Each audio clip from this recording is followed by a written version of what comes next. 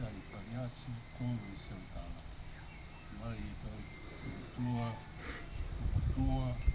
mai umatua Robert Morua Jackson, kou I Seutala.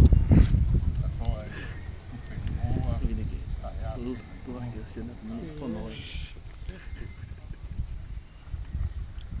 mai e mafoa a Frasia,